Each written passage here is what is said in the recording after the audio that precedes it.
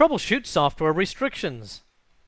Alright, this video is going to be kind of a bite-sized video. I was going to originally tack it on to one of the other videos relating to applications, but they were getting a little bit long, so I want to break this one out separately. And this directly addresses the exam objective called troubleshoot software restrictions.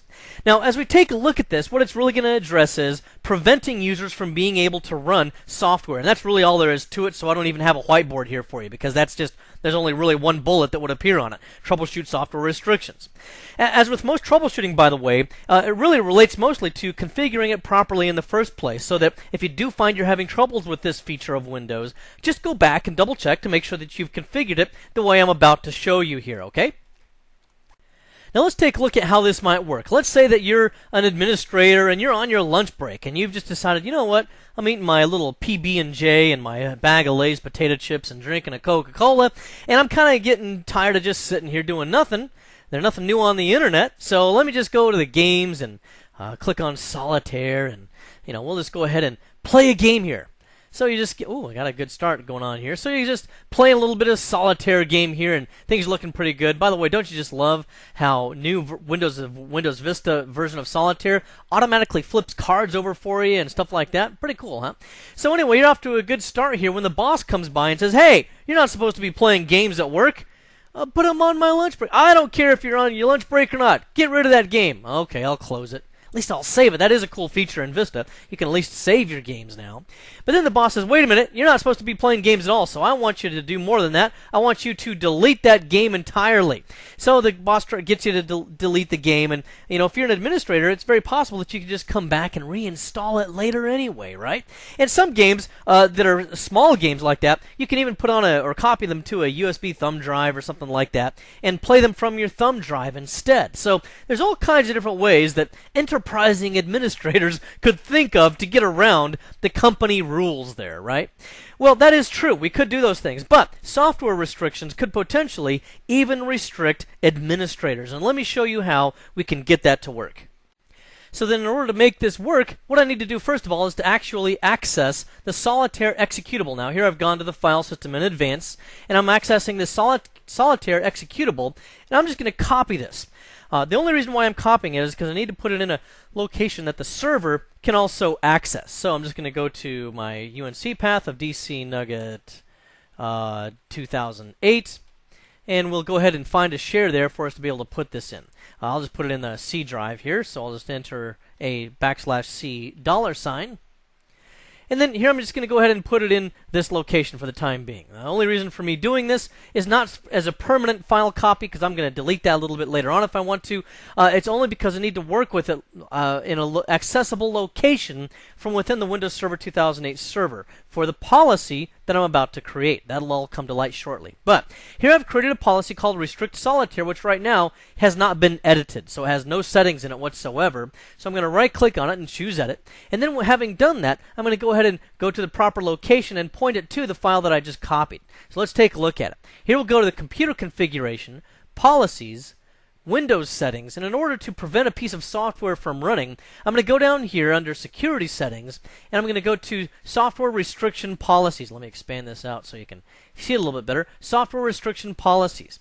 And then what I'll do is to right-click directly on the folder, or at least the folder-looking item over there. I can't right-click over here on the right-hand side. I'm doing so right now and nothing happens. So I'll right-click here, choose New Software Restriction Policies, and then I'm going to go ahead and access something called Additional Rules.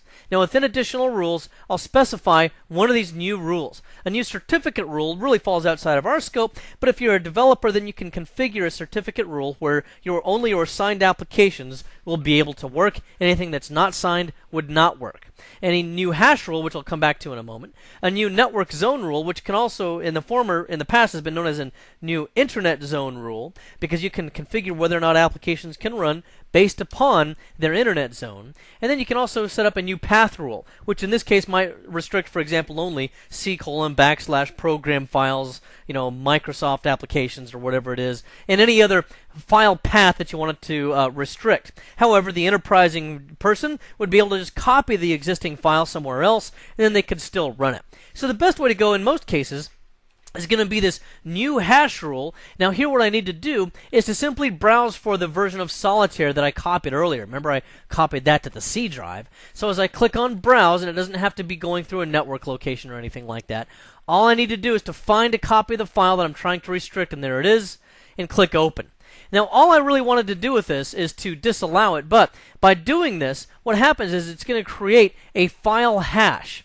Okay, and then once it's created the file hash, anytime someone tries to run this exact version of Solitaire, it's going to match the file hash, and then the policy will enforce the restriction that says you cannot run this software. So I click OK there, and now we have a disallowed rule for that software. Now then, the only other thing I've done is I've updated policy here after having linked that policy that I just created to the domain. So now I've refreshed the policy here and logged off and logged back on. Then I go to all programs and games and try to re-access Solitaire, but this time the program is blocked by group policy. I wish they wouldn't put this in here, but it says contact your system administrator. I wish they'd put some other verbiage in there like you're not smart enough for Solitaire, so give up now.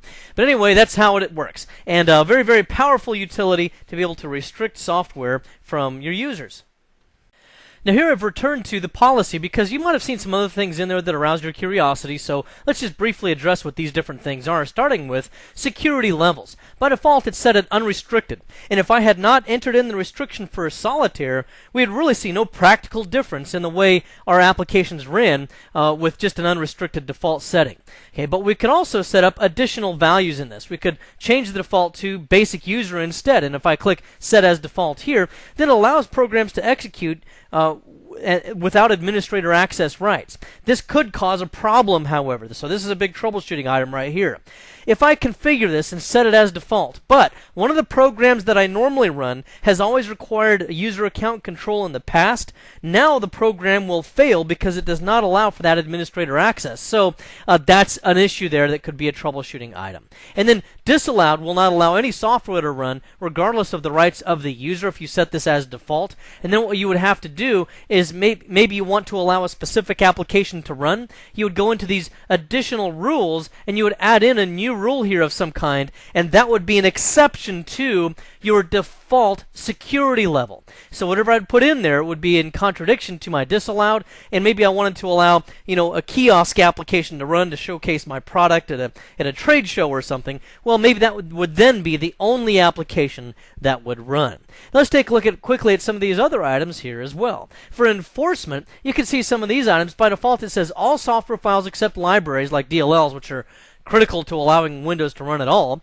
Then you could apply software restriction policies to all software files as well, which could include that. Now that's going to potentially, again, be a compatibility and a operational issue, could cause a troubleshooting scenario. Because if I set all software files, then I have to go back into my additional rules down here and configure an exception for every program that I want to run, and I've got to be very, very specific about it. So this could really be a ball of wax, very difficult to properly configure that. Apply software restriction policies to the following users. That by initially, it's all users, but hey, I found a loophole. This is new in Windows Vista and Server 2008. Now I have a loophole so that if I select this option, then administrators will be able to run Solitaire now, while other users cannot.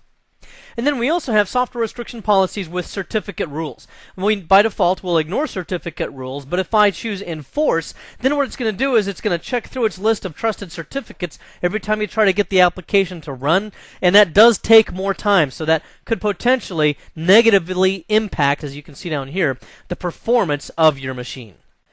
We also have then here designated file types, and these are file types that would be considered executable code, such as VB scripts, executables, batch files, things like that, and that's probably going to be the most common one that we see right there. But if you had maybe a proprietary application that also could execute, then you might enter that file extension here as well. Maybe it's XYZ or something like that. You just click on Add, and now there it is. Okay, so that's what you can do with that if you want to identify additional file types that are considered executable.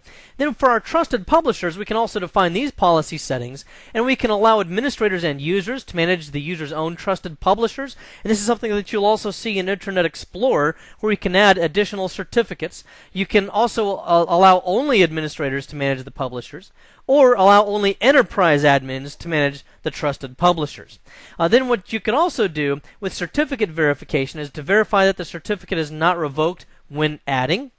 And this simply means that if I add an additional certificate that I want to be able to trust, then it will do a revocation check with the original certificate authority or the chain of authorities to see whether it's been revoked at some point in the past. And if that's checked then, and if it has been revoked in the past, then it will fail. You can also verify that the certificate has a valid time stamp, for example, that it is not expired. Now, sometimes you might see software not run, but you're not the one that put a software restriction in place. Maybe somebody else did, and you need to track down where it came from or what the name of the policy is. Of course, I've shown you in the group policy section a number of different ways to diagnose policy and see which policy applies, but let's just go ahead and take a look at something here. Here we see an event ID, and I've gone here in advance to save time, of 868, where we see that it's restricted solitaire, and then we have this convoluted hash right here. This is the actual hash that's created by the policy, and then when I try to run solitaire, if solitaire in its executable bits matches this hash, then it will restrict that software from running, and that's what it's supposed to do. Well, here what I can do is to try to find out exactly which policy it was that restricted this, because if we look at this, we don't actually see which policy it was. It doesn't say anywhere in here, software restriction or solitaire restriction or whatever I named that policy. So I just make a mental note of the first few digits here, like 8688. And then I've already done this in advance as well, but I run a GP result /Z and send that out to a text file. And then I run it in Notepad after it's generated that file and do a search for that 8688. And then here I can identify, there's the hash that was created, okay, and it's a hash that we see. And then over here it says the name of the GPO, restrict solitaire. So that's exactly what I needed, and that identifies which policy it was that has prevented that software from properly running. Now, as a final troubleshooting item, I want to go back to our original policy here where we created our solitaire restriction and point out a couple of other things that you might have seen there. There's everything that's in the system root and the program files directory. They are there by default, and you don't want to mess with them. They are unrestricted, so these will be allowed to run, not disallowed, but allowed to run. If you were to disallow those or to delete them, then you would not any longer be able to properly run anything in those paths, and you'd pretty much just stop Windows from operating properly at all. So be very, very careful that you don't touch those first two items.